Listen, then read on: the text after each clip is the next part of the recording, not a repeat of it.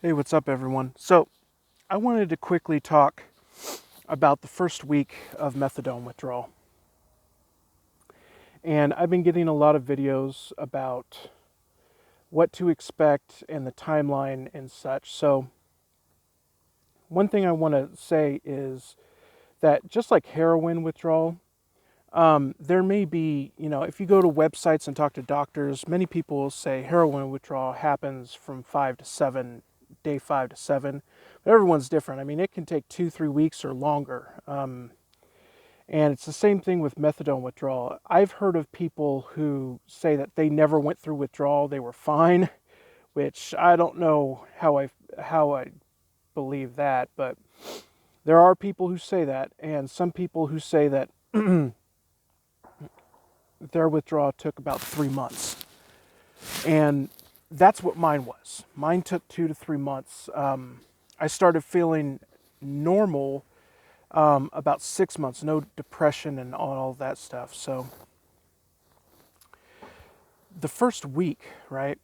The first week, I stopped taking methadone on a Friday, and I started feeling bad about Tuesday, Wednesday, about day 3 or 4. And I moved down here to Oregon where there was no clinic. Most of you know the story, but I had 9 days where I before I took kratom, and kratom was the lifesaver, the thing that, while I was on it, I didn't feel any withdrawal symptoms, but I ran out of money sometimes and I didn't have it. So when I stopped taking kratom, I felt the withdrawal, right? But up until day 9, I went through about a week and a half of methadone withdrawal. And the first thing that I felt about day 3 or 4 was aching in my joints. And the aching in my joints led to restless leg syndrome. When I was laying down, I had to move my feet, and it felt like there was a lightning bolt going in the middle of my foot, and it hurt so bad. I also got really bad sweats. I couldn't control my temperature, and I got really bad depression, such bad depression that I wanted to commit suicide. Now, when you go to the emergency room and stuff like that, I would be careful because first of all, they're going to give you comfort meds. They're going to give you Klonopin, which is like a blood pressure / anxiety med. They're going to give you anti-nausea, anti-diarrheal. But at the same time, what they did was they put me on a no painkiller list. And because I was withdrawing, when I came back 4 months later and I had broken my tibia, they said, "Sorry, we can't give you any painkillers, even though you have a spider web fracture, because you're on the list as addicted." So that's one thing you might consider. Just be careful going to the ER. I don't want to discourage anybody from getting help, but just realize what they're going to give you is not going to help very much. From my standpoint, it could help you, but I'm just letting you know what happens. They will put you on a list sometimes. But anyways, like I said, sweats, restless leg syndrome, so bad. It was so hard for me to sleep. And I felt that the best thing to do was get out of bed and start walking. And I was so tired that just a couple hours of walking and stuff would send me to sleep.